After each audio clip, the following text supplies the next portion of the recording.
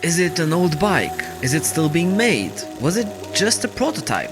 How come they still sell a Maico 700 when Maico themselves disappeared a long time ago? This legendary motorcycle is a bit of a mythical creature, with more questions floating around than answers. And in this video, we will try to answer all of them. The 700 is a motorcycle that gathered a cult following, a big, thumping 700cc two-stroke built to inspire fear into the courageous peasant that dares to ride it. A bit like Spirit of the Cimarron, a stallion that shall not be tamed. But in reality, its past and present are pretty well defined. In fact, this is a story about a crazy project, about a tumultuous past, about a brand that nobody owned, yet everyone fought over. A real Wild West. And today I'm going to take you through this roller coaster and showcase how the Maico 700 managed to survive up to this day, despite all odds being against it. One could argue this project started back in the 80s. Back then, Maico was nothing short of a living legend, famous for their two-stroke engines and motocross bikes. But Maico themselves never really needed a 700cc monster, yet another company named Zabel did. They purchased the rights to some of Maico's engines and used those designs as baselines for their own contraptions. Zabel went to legendary tuner Hermann Walgenbach, and together they developed a 685cc version of Maico's engines. But you see, Zabel wasn't really interested in regular motorcycles. The purpose of this power plant was to serve sidecar racing, a place where people were in a constant hunt for more power. Some daredevils ended up using these Zabel units in hill climb motorcycles too, but that's about it. Look, while the 700 engine could be considered the granddaddy of the Maico one, there is no direct connection between them. Really, the Zabel engine is a different one. Kinda. So, what is the current Maico 700 then? Funny enough, this isn't even Maico's biggest two-stroke engine, believe it or not. In the late 70s to early 80s, the Germans actually developed a 760cc engine for use on their factory race bikes. They did this in order to fit a certain over 700cc category. It more came from a need to satisfy regulators than anything else. And well, it was just a prototype at the end of the day. These engines never saw the public. They were never for sale. But the later Maico 700 was. This is a 685cc two-stroke engine bolted into a big dirt bike frame. Yeah, the famous 700 was actually never quite a 700cc. Not that it matters, but still. The unit featured water cooling, and along with that, vibrations that could rattle your teeth loose. Oh, and trying to start it is not a challenge for the faint of heart. Seriously, even journalists complain about the force they need to roar this beast into life.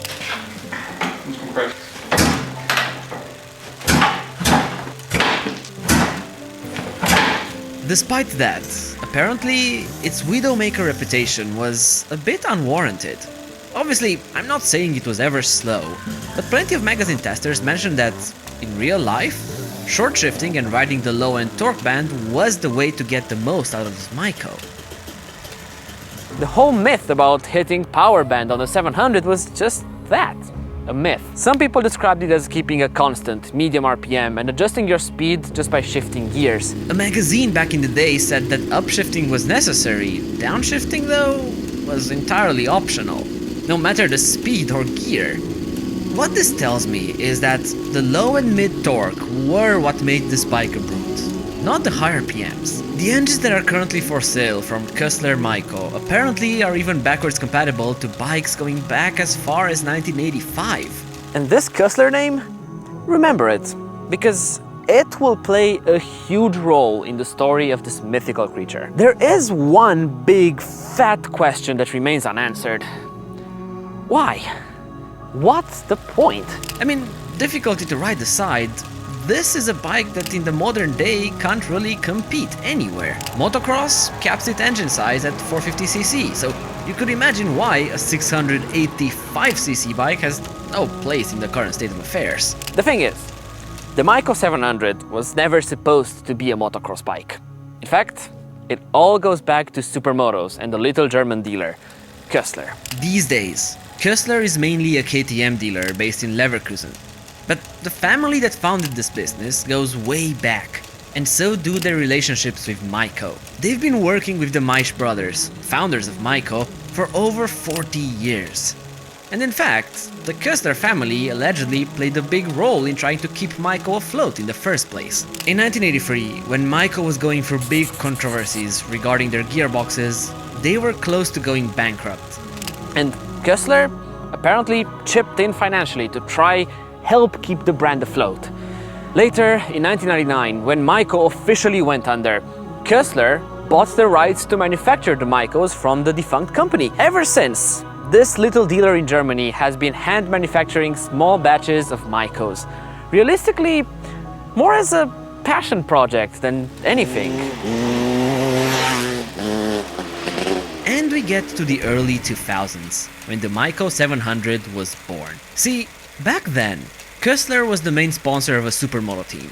They were running 500cc versions of the old Maicos, and in that sport, the lack of power started to bite them. But apparently, back then, their supermoto leagues didn't really have many restrictions on cubic capacities. So Köstler went to Hermann Walgenbach, the same famous two-stroke tuner that helped Zabel years before, and they both developed the current incarnation of the 685cc engine found in the Maico 700. That's why this bike exists, to try and dominate supermoto races back in the 2000s.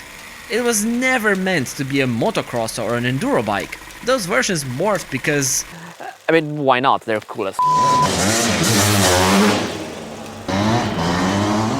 Now, the Maicos sold today by Köstler are still basically the same bikes that were built for the supermoto team. End of story, right? Wrong. The Maico 700, and in fact, the Maico brand, was going to go through one of the weirdest limbos I've ever read about in motorcycling history. This is a company that, ever since the 80s, has been no stranger to controversy.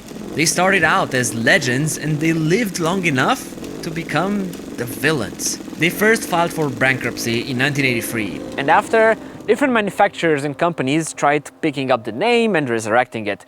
And without flaw, they all failed. Miserably. Mid-90s caught Maico being bought by a Dutch company that later went bankrupt in 1997. Its largest shareholder then bought Maico and did nothing. In this time, another company tried acquiring Maico, and they did, until they proved to be a fraud and had to give Maico back. That shareholder I mentioned? Yeah, he also took the Maico brand to bankruptcy. Again. And that's when Köstler picked up the production. If this past sounds shady, what was going to happen in 2010 would leave everyone in utter disbelief. Introducing Maico International, a small UK company originally founded as a simple distributor for Köstler in the British Isles. At first, they acted merely as a dealer for the Germans. With time, they started developing little upgrades for the Maicos that they sold either separately to previous owners or as part of the new bikes that they were importing. So far, so good. No harm, no foul. Until they started promising the moon. For 2011, they announced they would introduce a completely new, refreshed version of the Maicos, including of the 700. They were planning to become the new Maico, with bespoke chassis and engines, new moldings, geometries. They even announced publicly they started looking for US-based distributors, as the American market proved to have a strange curiosity for the big dirt bikes. Look, when I say they promised the moon, I mean it. They promised their 700cc two-stroke would develop 100 horsepower. For reference, the old versions were capped at around 78. They were going to collaborate with an anonymous F1-related engineering company in developing these engines. They did say they couldn't disclose the company, which sounds a bit dubious. But they also promised all bikes would be manufactured in the UK, actually putting press releases saying Maico changed its manufacturing from Germany to the land of the Queen. They promised a revolutionary new chassis. They really promised everything. And people on forums were excited, crazy about these new machines. About what they could be, about a modern-day Maico. I wasn't born yesterday, and since you are watching this video, you probably weren't either. Doesn't all this sound a bit suspicious? Like building a hype machine without an actual output? Don't get me wrong, if this was real, it would have been amazing. But all people were getting were promises. 2 years later, in 2012, the revolutionary new Maicos were still nowhere to be seen. They invoked some issues regarding trademarks, which were postponing the release dates, and the story went on for another 2 years. In 2014, Maico International was still putting out press releases trying to hype this new bike. 3 years after their initial deadline, still no new Maico to be seen. You have to understand, in the early 2010s, Maico International developed a crazy following on dedicated forums. These people were devoted, enamored by the idea of something like a brand new 700 two-stroke. But given enough time, any devoted supporter starts having doubts.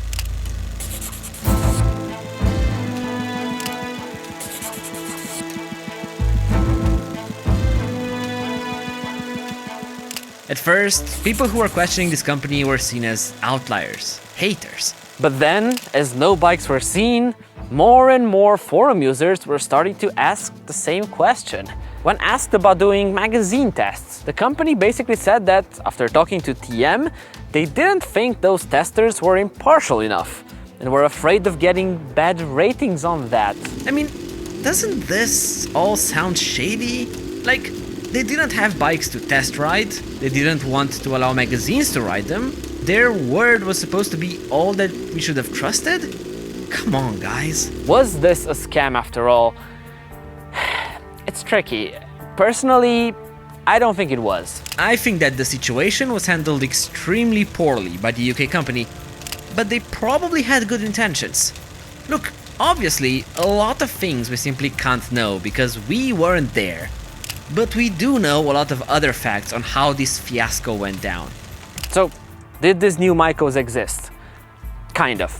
Prototypes did exist. One of their test riders actually raced a couple of them. So from that point of view, some of their bikes were actually real. But at the same time, they were saying some things that were simply not true. In press releases, they completely ignored Köstler's efforts from before. They were saying they managed to acquire the Maico brand and were the first to revive the company that went defunct in 1999. Completely ignoring Köstler's contribution. And just to remind you, they themselves started out as a Köstler distributor. The thing that a lot of people were starting to point out, Maico International came out of the blue claiming they were the real Maico while dismissing Köstler. Yes, Köstler, the family and dealership that actually did have a close relationship with the family behind Maico. But Maico International? They had no such thing. They kind of took the original Maico brand as free real estate. And that didn't sit well with a lot of the German motorcycles devoted audience. And then, in a since deleted email, they also allegedly announced that they have taken over the Maico trademark, when in fact, they never did. It still lived with the old Dutch company. This intellectual property fiasco was a real shit show. And it goes even deeper. After the original Maico went down in the 80s, their IP went all over the place. Multiple companies licensed the technology and rights to build those products, but none of them licensed the brand. That got transferred to the following owners. And Maico International really wanted to be Maico and use the same branding that was used by the legendary motorcycle manufacturer. But in 2011, a Canadian company referred to as 578539BC Limited in the US Patent Office documents filed a trademark for the defunct and expired Maico branding in the US. 1 year later, they were granted that same trademark.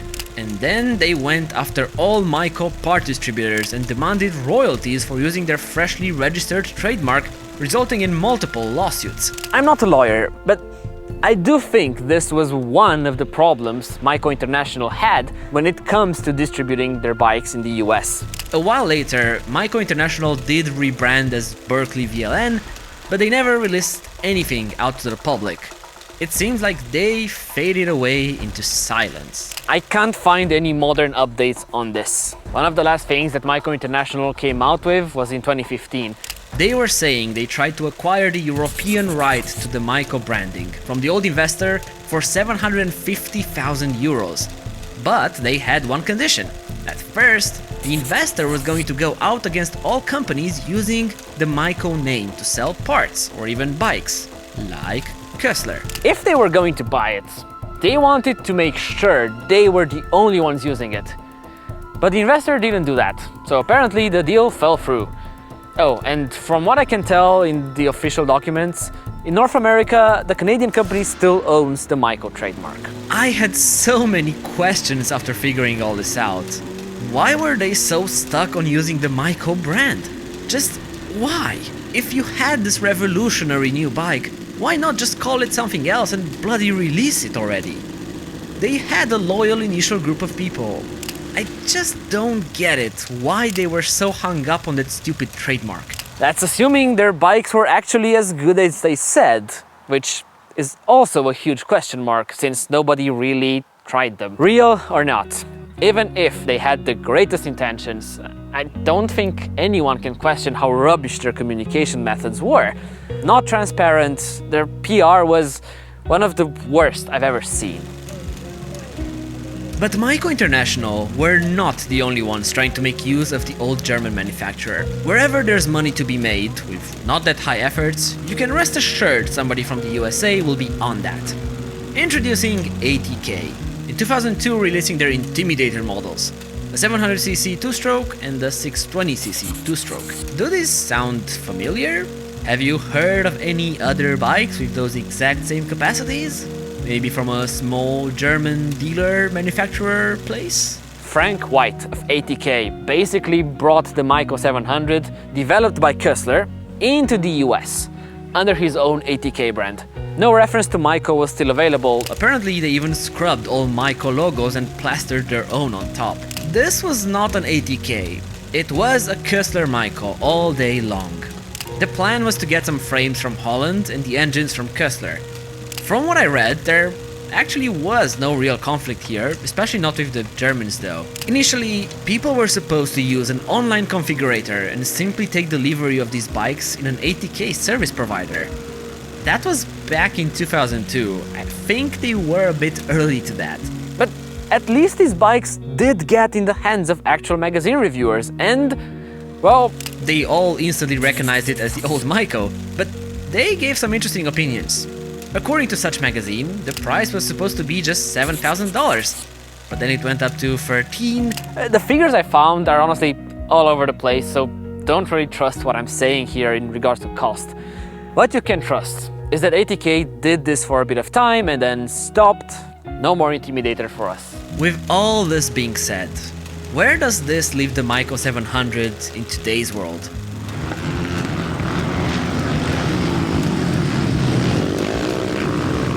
They are still being produced in extremely limited quantities by Kössler in Germany. The bikes are mostly the same as 20 years ago and they sell 500s and 700s in enduro, motocross or supermoto trim. You really have to want one though, given their limited availability and sky-high price tag. Also, you need patience since their website literally takes over 15 minutes to load, but still, they sell out quickly every single year. From 2025, Kössler announced that all models will be competition only, with no street homologation regardless of country. But in a way, this little German dealership managed to keep the legacy alive, to let people see what a 700cc 2-stroke really feels like. Somehow, the Maico 700 went through countless controversies, but this unicorn of a motorcycle pulled through it all. Is it useful? No. Is it practical? Obviously no. Does it make sense in today's world? Categorically no. Do I love it and would I want one? Come on, what real dirt bike enthusiast wouldn't?